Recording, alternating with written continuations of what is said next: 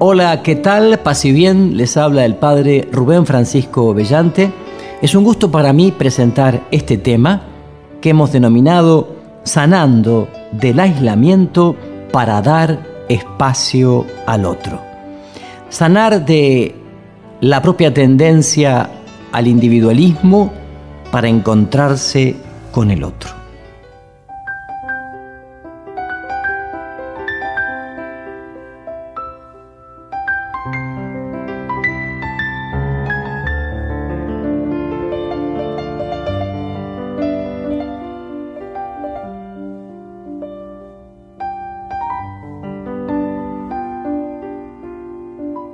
Cuando uno está encerrado en su propio yo, necesita también motivarse y ejercitarse para desterrar ese vicio del aislamiento y adquirir actitudes sinceramente compasivas. Es cierto que el amor sincero solo es posible si Dios toca el corazón con su gracia. Pero también es cierto que es necesaria una cooperación de la persona para que esa gracia divina pueda transformar todas las dimensiones de la persona. Veamos algunas motivaciones que nos ayudan a abrir el corazón para que nos brindemos a los demás, para que les permitamos que nos quiten nuestro tiempo, que nos pidan cosas y no nos llenemos de tensiones cuando alguien nos reclame un acto de generosidad.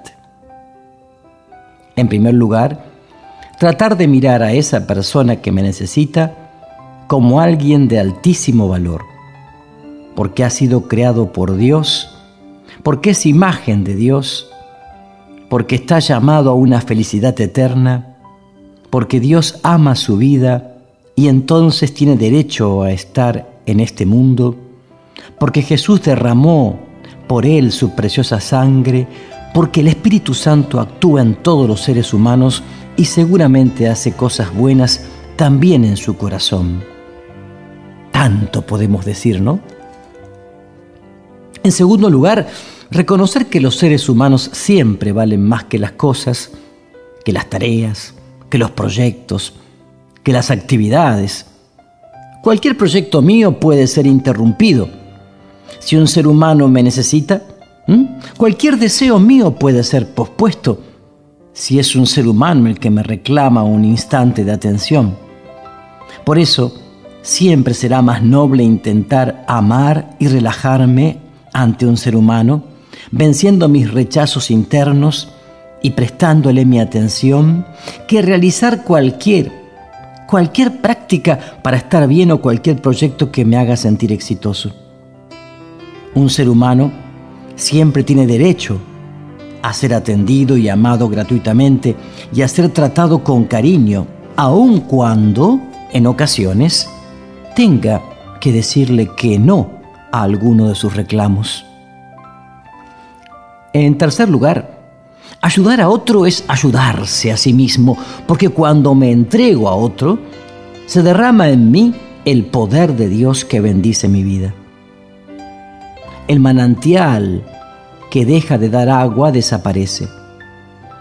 Por eso es un suicidio levantar barreras, escapar de los demás. Todas esas barreras deben ser rotas para que yo pueda encontrarme a mí mismo, para que sienta que los demás son mi propia carne. Dice la Biblia que el ayuno que Dios quiere es que recibas en tu casa a los pobres sin hogar, que cubras al desnudo y no te apartes de tu propia carne. Entonces brillará tu luz como la aurora. Isaías 58, del 7 al 8. Ya es mucho estar vivo, ya es un regalo inmenso tener el don de la vida, haber sido sacado de la nada. Por eso, el propio tiempo y los propios planes no son algo absoluto. Dios tiene derecho a pedirme mi tiempo para prestar atención a otro ser humano. Y siempre será mejor encontrarme con un ser humano y aprender a realizarme con los demás antes que no existir. Dios me ha regalado la vida para compartirla y en el encuentro con ese ser humano que ahora me necesita, yo puedo realizarme como persona. Eso es mejor que no existir. También, y en quinto lugar, los grandes sabios de la historia, sobre todo Jesús, el Dios hecho hombre, han sido seres profundamente generosos, incapaces de encerrarse en su pequeño mundo. Por eso, si deseo alcanzar una mayor estatura humana, si valoro el crecimiento y anhelo alcanzar sabiduría verdadera, es mejor que me coloque en el camino de la compasión, como Jesús, que a veces necesitaba apartarse a orar en soledad. Mateo 12:13. Pero no podía hacer oídos sordos al reclamo de la gente y prefería abandonar su recogimiento para auxiliar al pueblo sufriente. Mateo 12:14. Cuando ejercía su ministerio sanador, no lo hacía para cumplir un deber moral, sino que verdaderamente se estremecía por dentro ante el dolor ajeno. Padecía con los demás sus penas y sufrimientos. Tenía verdadera compasión. Si esto sucedía en Jesús, que es modelo de todo ser humano, también es bueno que suceda en mi vida y en la tuya. Si Jesús, que tenía muchas cosas importantes que pensar y hacer, dejaba su soledad para atender a los demás, nadie que quiera ser sabio puede renunciar a desarrollar la compasión. Compasión, sentir con el otro, ponerse en el lugar del otro, ponerse en la piel del otro. Esto es compasión, no es lástima. Dios, el Padre, es compasivo y nos invita a imitar esa compasión. Lucas 6:36. Participar de la vida divina es participar también de la compasión de Dios y ser instrumentos para que la compasión de Dios llegue a los demás. Es necesario pedir a Dios esta gracia y motivarse en la oración cada día hasta enamorarse de este ideal de ser una sola cosa con los demás, llenos de entrañable generosidad ante los sufrimientos, los defectos y los males de nuestro prójimo. El verdadero sabio ya no siente a nadie como extraño o como enemigo, no se resiste crispado ante los reclamos del otro, sino que lo comprende desde lo profundo del corazón.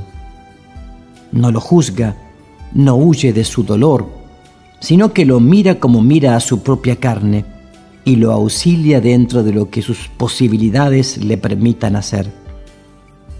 Pero nunca siente que se aleja de Dios o de la paz interior al socorrer a un hermano angustiado, porque sabe que está siendo instrumento del amor de Dios que quiere hacerse presente en el dolor de sus criaturas.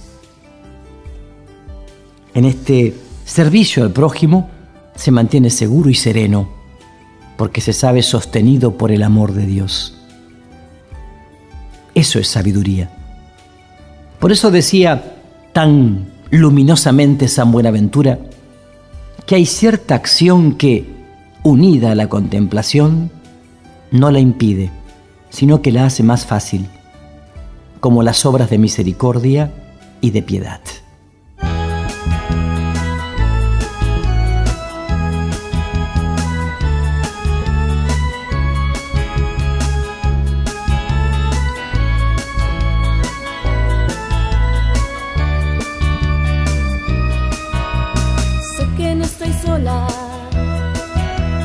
No debo temer, toda mi esperanza y toda mi fe están en ti.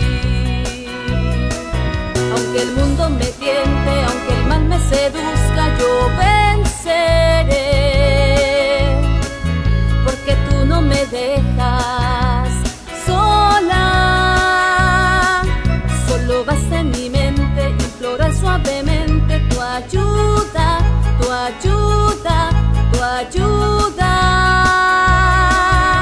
Espíritu Santo, ven, ven. Espíritu Santo, ven.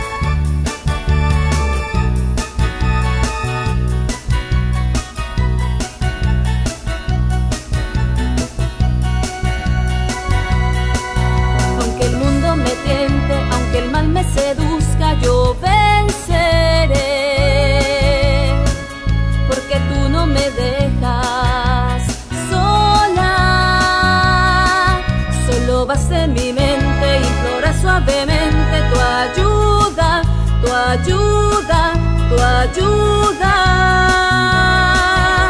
Espíritu Santo, ven, ven. Espíritu Santo, ven, ven. Espíritu Santo, ven, ven. Espíritu Santo, ven, ven, ven.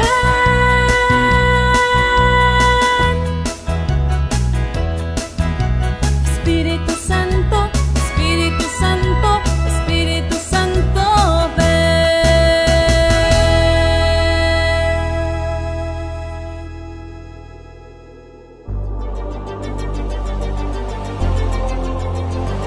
Cuando nos hemos obsesionado y nos hemos encerrado en algún proyecto, la vida misma nos hace sentir el vacío a través de los sentimientos interiores de amargura, de cansancio, de tristeza, de frustración, de insatisfacción. Parece mentira, pero hasta el resentimiento puede cumplir una función positiva. Evidentemente tiene que ser pasajero, pero su paso por el corazón puede darnos alguna enseñanza. ¿Qué podemos sacar de un resentimiento? Nos permite liberarnos de una obsesión, dejar de adorar cosas que no valen la pena, como la propia imagen, los elogios, un amor que no pudo ser, etc. El resentimiento nos ayuda a volver a lo esencial, a redescubrir los grandes valores por los cuales sí vale la pena desgastar las energías. Cuando uno se siente resentido porque la vida le negó algo que soñaba, puede llegar a decir: ¿pero acaso vale tanto esa cosa, ese plan o ese afecto? ¿Acaso vale la pena que yo me esté arrastrando detrás de eso? Entonces, el resentimiento nos lleva a pensar en otros valores que merecen nuestra entrega. Así, es posible que reconozcamos que es mejor dar que recibir, o que, en lugar de obsesionarnos por conseguir algo, es mejor dedicarnos a ayudar, a compartir, a hacer felices a los demás. O podemos descubrir que cuando estamos eligiendo con quién queremos estar y a quién queremos amar, siempre nos desilusionamos y somos usados por los demás. Es mejor amar a cualquiera y amar a todos, tratar de ser felices con las personas que Dios ponga a nuestro lado y ser generosos con cualquiera, sea bello o feo, alto o bajo, negro o blanco. Vivimos tanto tiempo como esclavos de los demás, reclamándoles afectos y reconocimientos, que cuando logramos liberarnos de eso, experimentamos la más bella libertad y una gran amplitud de la mente y del corazón. Sin embargo, esto supone renunciar a buscar la felicidad en aquello que nos dan las personas. Algunos han hecho la experiencia de que en el momento en que se rendían, se entregaban y aceptaban lo inaceptable, se veían de repente iluminados por la comprensión de la vida en su significación más profunda. El ser humano se siente de golpe ante un nuevo orden incomprensible. La evidencia le invade. Cuando se alcanza esa libertad, uno puede ser verdaderamente generoso, porque no busca a los demás para usarlos, o para no sentirse solo, o para saciar sus insatisfacciones afectivas. El que abre su corazón al amor infinito de Dios y descansa en ese amor, se ha liberado de esa posesividad y por lo tanto ya no los busca por interés. Ahora sí puede ayudarlos simplemente por amor. Hay personas que viven haciendo favores a los demás, pero solo para poder comprar un poco de afecto. son esclavos de sus necesidades y en el fondo se buscan a sí mismos. Es una forma enfermiza de egoísmo.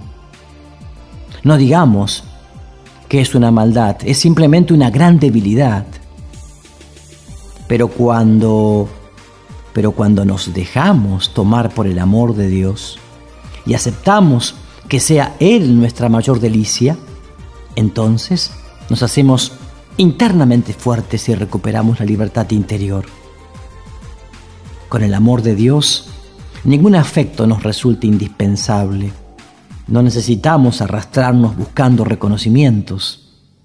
Así, podemos ser generosos con los demás y alegrarnos con su felicidad, sin necesidad de ser recompensados o pagados con alguna satisfacción. Entonces, deja de obsesionarnos el agradecimiento de los demás, porque no es ese el sentido de nuestra vida. El solo hecho de poder dar y regalar felicidad se convierte en la mejor satisfacción.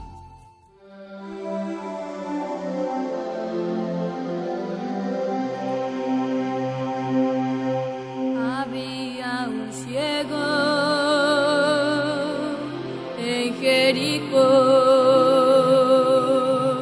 pidiendo limosna cuando Jesús pasó. Pregunta quién pasa, le dicen Jesús. Entonces el ciego muy fuerte gritó: Jesús,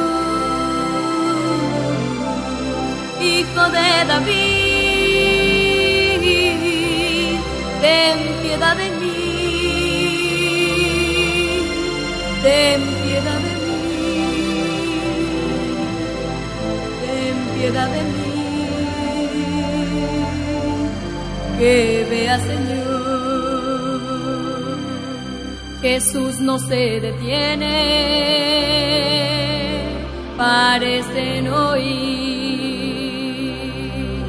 El ciego insiste, llamándole así: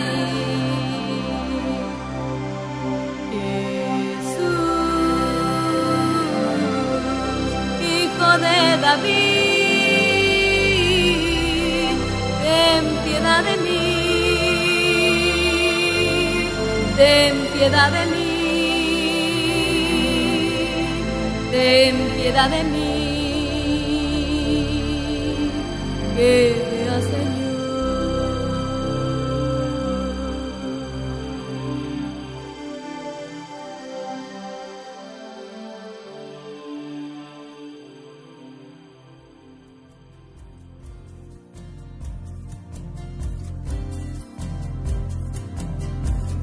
El Papa Juan Pablo II, San Juan Pablo II, escribió una hermosa carta que llama Al comenzar el tercer milenio.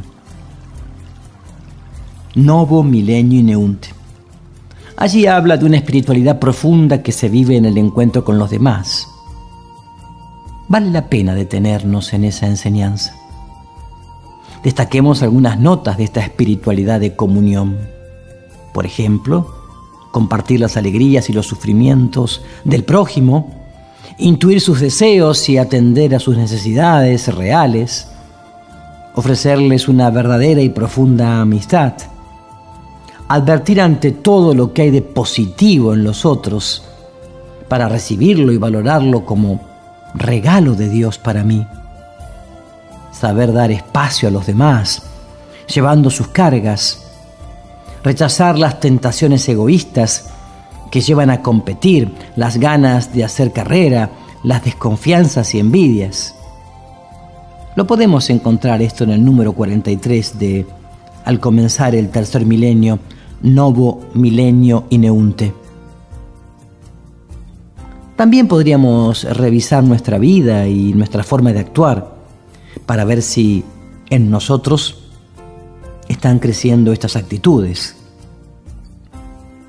Luego esta carta del Papa nos invita a reconocer el rostro de Jesús, no solo en la oración, sino también en el encuentro con los más pobres. Dice: si verdaderamente hemos partido de la contemplación de Cristo, tenemos que saberlo descubrir sobre todo en el rostro de aquellos con los que Él mismo ha querido identificarse. He tenido hambre y me han dado de comer. He tenido sed y me han dado de beber.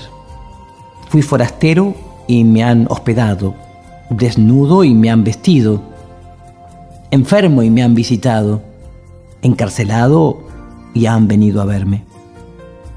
Mateo capítulo 25, versículos del 35 al 36. Esta página no es una simple invitación a la caridad, es una página de cristología que ilumina el misterio de Cristo Jesús en nuestras vidas. En el fondo, nos está diciendo el Papa que solo podremos conocer bien a Jesús si nos acercamos a los que sufren y nos necesitan. Allí nos espera Jesús para encontrarse con nosotros y mostrarnos su amor. Por eso la Iglesia no demuestra su fidelidad a Jesús solo cuando enseña la doctrina cristiana. Para demostrar su fidelidad debe amar y atender a los pobres, a los marginados, a los excluidos, a los discriminados, a los que, como dice el Papa Francisco, son la periferia de la humanidad. Cada uno de nosotros, si quiere ser fiel a Jesús y si quiere probar lo más precioso de su amor, tendrá que salir de su comodidad, de su aburguesamiento, de su indiferencia, de su individualismo, de su egoísmo, y acercarse a los pobres, a los que sufren, a los que están solos y abandonados. En ellos está Jesús esperándonos para regalarnos una luz especial. Jesús nos ha enseñado que en el amor a los pobres hay un secreto para encontrar la verdadera felicidad. ¿Sí? No busquemos la felicidad solo en el confort y en el bienestar. Cuidando a los demás, se curan nuestras propias heridas. Isaías 58:8. Todo esto se nos promete si buscamos la felicidad de los pobres. Dicha, felicidad, luz, salud. ¿No les parece que deberíamos creer en esto? ¿Creerle y vivirlo? Necesitado me encuentro, Señor. Ayúdame a ver, yo quiero saber lo que debo hacer. Muestra el camino que debo seguir. Señor, por mi bien, yo quiero vivir un día a la vez. Un día a la vez, Dios mío, es lo que pido de ti. Dame la fuerza para vivir un día a la vez. Ayer ya pasó, Dios mío, mañana quizás no vendrá. Dame la fuerza para vivir un día a la vez. Tú ya estuviste entre los hombres, tú sabes, mi Dios, que hoy está peor, es mucho el dolor, hay mucho egoísmo y mucha maldad. Señor, por mi bien, yo quiero vivir un día a la vez.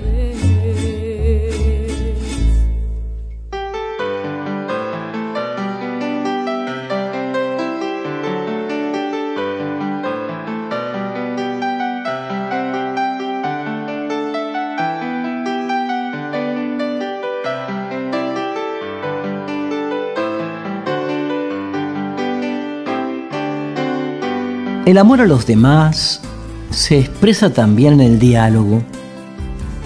Justamente el diálogo te saca del aislamiento. Es la capacidad de abrirse para escucharlos, para recibir lo que ellos tienen para dar, para aprender y también para compartir humildemente nuestras opiniones y riqueza. Es importante que analicemos este tema en profundidad para convencernos a fondo de la necesidad de dialogar con los demás. Hay personas que escapan del diálogo con los demás porque creen que ellos no tienen nada para aportarles, porque consideran que es perder el tiempo inútilmente, o porque piensan que los demás no son dignos de su tiempo. Por eso el diálogo tiene mucho que ver con el respeto y el amor. Si valoramos a los demás, pensaremos que son dignos de que les dediquemos nuestro tiempo. Creeremos que son dignos de ser atendidos y escuchados. Pero si escapamos del diálogo, nos volvemos ermitaños y nos escondemos en nuestro pequeño mundo, en nuestro trabajo, en la televisión, en internet o quizás en la oración. Que algunos estén llamados a la oración solitaria no es motivo para olvidar que la inmensa mayoría de los cristianos ha de responder al llamado de Dios a vivir en medio de este mundo, entre la gente. Por lo tanto, el valor de nuestra espiritualidad no se mide por los momentos de soledad, quietud y calma que permitan un encuentro sereno y concentrado con Dios. Si tomáramos así la espiritualidad, entonces el diálogo con la gente común no podría brindar ningún tipo de enriquecimiento espiritual, y el encuentro con los hermanos de ninguna manera podría entenderse como expresión de la espiritualidad. Nuestra espiritualidad cristiana se vive dentro de una historia humana, no en el cielo. Pero algunos o algunas personas se resisten a vivir en este mundo y quisieran refugiarse en una especie de pequeño cielo, escondidos y protegidos de los demás. O pretenden salir de esta tierra en una especie de vuelo cósmico, evadiéndose de todo compromiso, tratando de liberarse de todo lo que les provoque resistencias. Eso es como volver al útero materno y renunciar a la vida, al crecimiento, a la felicidad verdadera que Dios nos ofrece con ternura. Los hijos de Dios estamos llamados a un profundo amor a los demás y a introducirnos de lleno en este mundo, en esta historia humana, en la vida de la gente. Soñamos aportar algo para la felicidad de los demás y dejar este mundo mejor que como lo hemos encontrado. Esa es la misión que Dios nos da en esta tierra preciosa y herida. Cuando aceptamos eso, dejamos de resistirnos ante los reclamos del mundo y de la gente, porque nos interesa construir algo mejor. Así lo hicieron San Francisco de Asís, Santa Catalina de Siena, Martin Luther King, Mahatma Gandhi y muchos otros que fueron felices y plenos tratando de mejorar la sociedad terrena. Ninguno de ellos pretendió evadirse en un pequeño paraíso de tranquilidad o soledad, sino que se entregó como instrumento de Dios para hacer el bien a mucha gente, con la esperanza de que siempre algo puede cambiar para la gloria de Dios. Ellos demuestran que la oración auténtica, como sostienen los grandes maestros espirituales, suscita en los que la practican una ardiente caridad que los empuja a colaborar en la misión de la Iglesia y en el servicio a los demás. Uno se pregunta, ¿y qué tiene que ver esto con el diálogo? Bueno, que nadie puede cambiar las cosas solo. Ningún cambio importante se hace con personas aisladas. Siempre hace falta una comunidad que apoye. Pero para caminar en comunidad es indispensable dialogar, escucharse, aprender unos de otros, oír diversas opiniones, decidir cosas juntos, para poder luchar verdaderamente unidos. Generalmente creemos que los demás solo hablan de cosas superficiales, de pavadas, de tonterías, qué sé yo, de la ropa, de sus angustias, de los problemas cotidianos. Entonces consideramos una pérdida de tiempo detenernos en esas vanidades. En realidad, la vida está hecha de esas pequeñeces, y en el fondo todo es importante. ¿Por qué? Porque la multiplicidad de las cosas no es una degradación, una imperfección comparada con la perfecta unidad divina.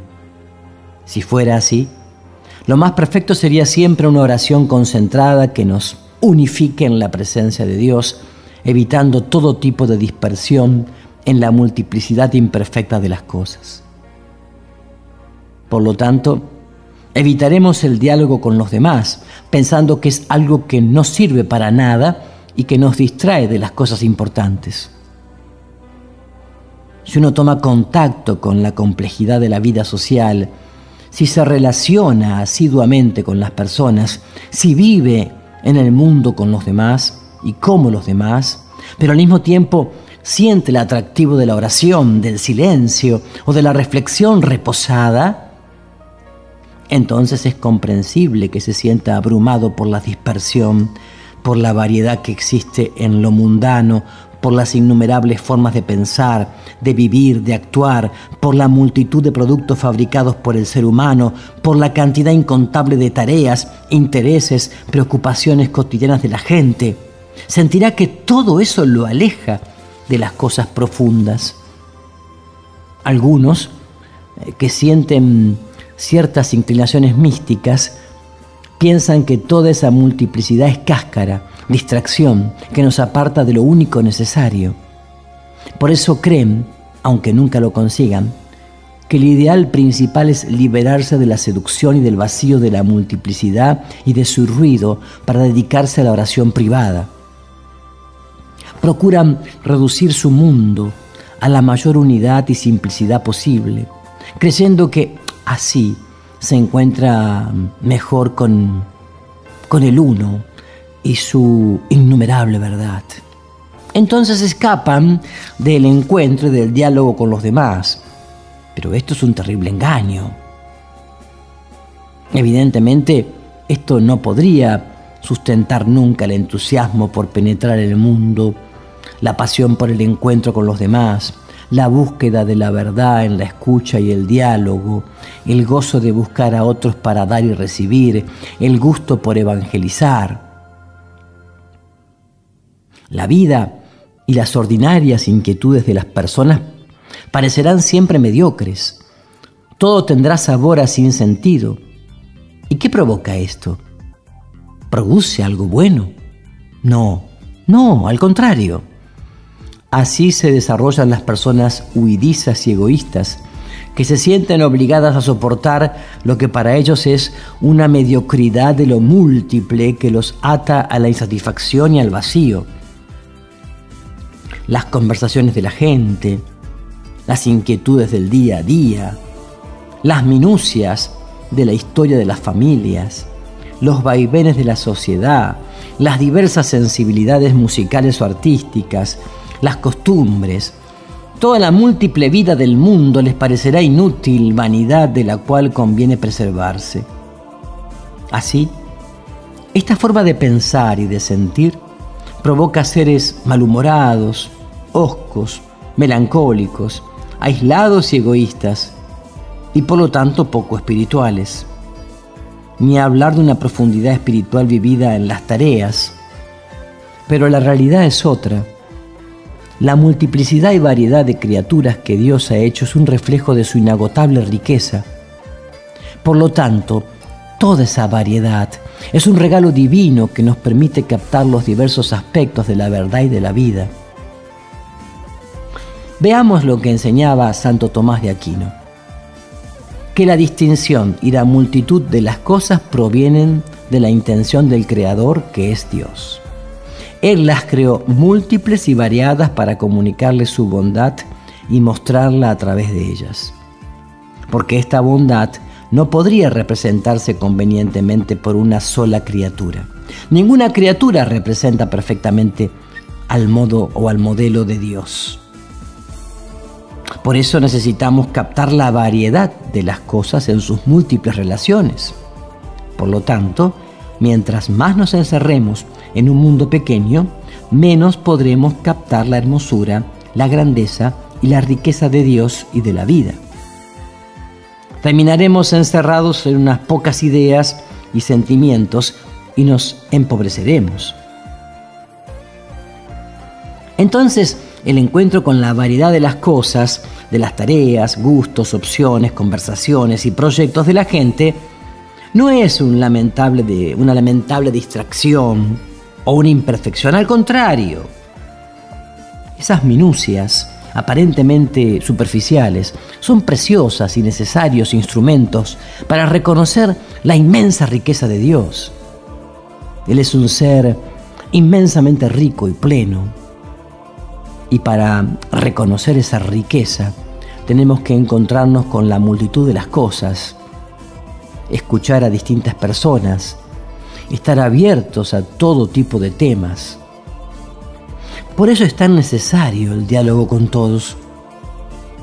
De esta forma, no limitaremos nuestra imagen de Dios a lo que pueda reflejarse en un mundo interior reducido y cerrado. Mientras más nos polarizamos en un sector pequeño de la realidad, en una acotada porción de gustos privados, más perdemos perspectiva y riqueza. Por más perfecta que sea una criatura, una imagen, un símbolo, una forma de pensar, una manifestación artística, un lugar, una forma de orar, eso nunca será suficiente para manifestarnos la riqueza y la hermosura de Dios. Hace falta la variedad. Él ha querido que lo que faltaba a cada cosa para representar la bondad divina fuera suplido por las otras. En la belleza que resulta de la relación entre las cosas, la bondad y la verdad, se manifiesta más acabadamente que en una experiencia aislada. Por eso el universo no sería más perfecto si en las cosas hubiera un solo grado de bondad, aunque se tratara del grado mayor de perfección. La perfección de algo aislado, si no permite captar la belleza de la variedad en sus relaciones, atentaría contra la belleza misma. ¿Sí? Entonces digo, es muy sano y conveniente estar informado sobre la diversidad de cosas, lugares, costumbres y situaciones, escuchar hablar sobre todo tipo de artes y oficios, dialogar con cualquiera sobre las cosas que le interesan o le atraen, frecuentar ambientes variados, etc. No es una curiosidad superficial, es un amor apasionado por el mundo que Dios ha creado, un mundo cargado de verdad y de hermosura, lleno de mensajes divinos que queremos escuchar. De ahí que en la Biblia se considere sabio el rey Salomón porque habló sobre las plantas, desde el cedro del Líbano hasta el musgo que brota en el muro. Habló de los cuadrúpedos, de las aves, de los reptiles y de los peces. Primera de Reyes 5:13. Él era capaz de dialogar con cualquiera sobre cualquier tema. Todo esto nos permite comprender por qué puede haber una espiritualidad que se vive y se expresa en el encuentro con los demás, en el diálogo con el mundo moderno, lleno de desafíos y de nuevas posibilidades. Esta es una clave espiritual. Por eso nunca perdemos el tiempo si nos detenemos a dialogar con alguien, por más superficial que nos parezca. Claro, no hay que confundir con lo frívolo ni con lo cholulo, que es otra cosa, ¿no? Siempre nos ayudará a no encerrarnos en nuestras propias ideas e intereses. Nos exigirá abrir la mente y el corazón, y eso nos permitirá conocer mejor a Dios y no inventarnos un Dios a la medida de nuestra propia mente. Dialogar con los demás es una gran ayuda para nuestro crecimiento espiritual, para mantenernos psicológicamente sanos, para no evadirnos de la realidad que nos supera. Nuestro modelo no es la espiritualidad de los monjes, que se copia de manera imperfecta y limitada. Los que vivimos en el mundo estamos llamados a encontrar a Dios en el encuentro con los demás. Dios habla y ofrece su amor también en medio de la gente a la cual Él mismo nos envía. Hay una llamada que Dios hace oír en una situación históricamente determinada. En ella y por medio de ella, Dios habla al creyente. Hay cosas que Él dice en una determinada circunstancia y que requieren una sensibilidad espiritual vivida en el encuentro con los demás. El Espíritu Santo otorga permanentemente luces e impulsos en medio de una conversación. La presencia de Cristo resucitado es tan real en medio de un encuentro fraterno como en los momentos de silencio y quietud. Porque, por ejemplo, ¿cuántas veces uno cree que ama a alguien cuando lo recuerda, lo perdona y piensa en él en la oración privada, pero luego cuando encuentra a esa persona en la calle y se siente agredido por ella, se da cuenta de que en realidad no lo ama tanto y no la había perdonado de verdad? ¿Cuántas veces uno cree que ha cambiado algo cuando está solo, pero luego cuando enfrenta las dificultades de la convivencia descubre que no ha cambiado tanto? Solamente cambiamos de verdad cuando podemos ejercitar ese cambio en el encuentro con los otros, cuando podemos expresarlo en la convivencia con los demás, cuando eso se manifiesta en el diálogo amable, abierto, sincero. La Biblia enseña que la cabeza no puede decir a los pies, no te necesito.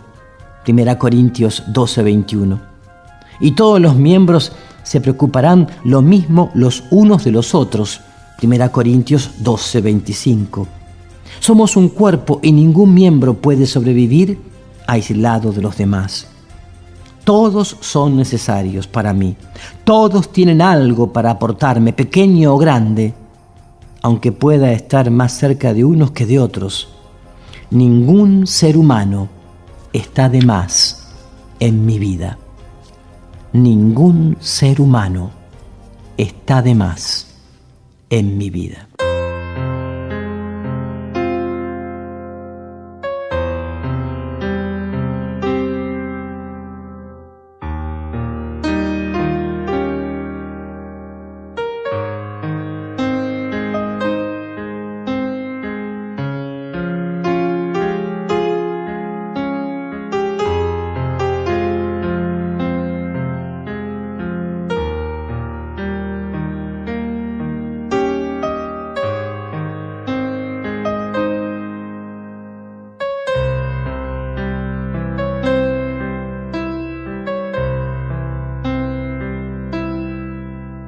Dios mío, comunidad de amor, Padre, Hijo y Espíritu Santo, tres personas unidas en un amor infinito.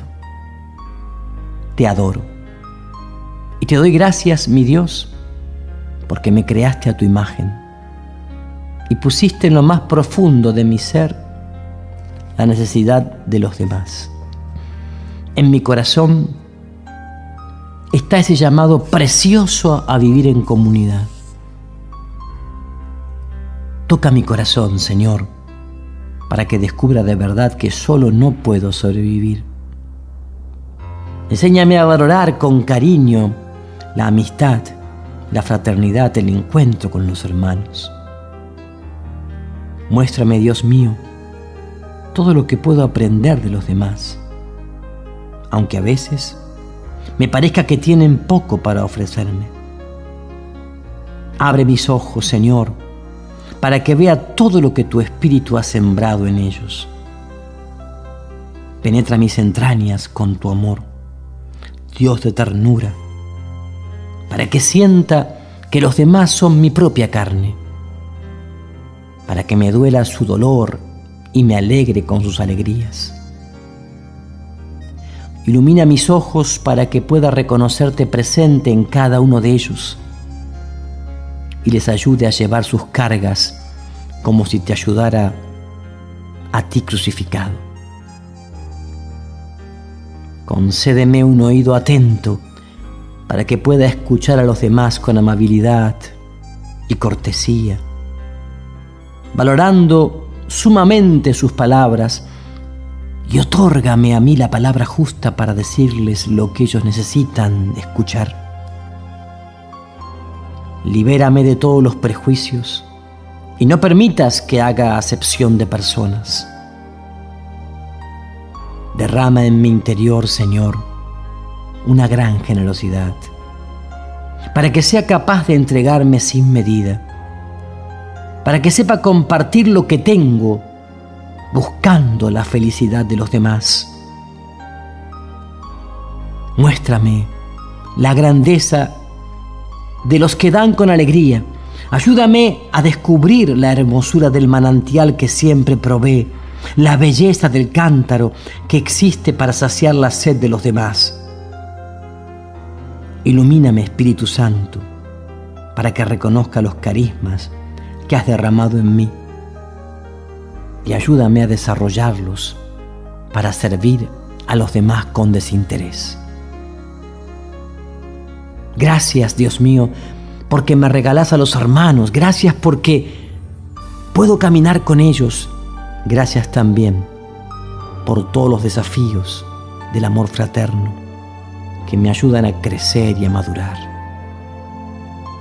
Gracias por la preciosa aventura de la vida compartida. Amén. Paz y bien para todos ustedes.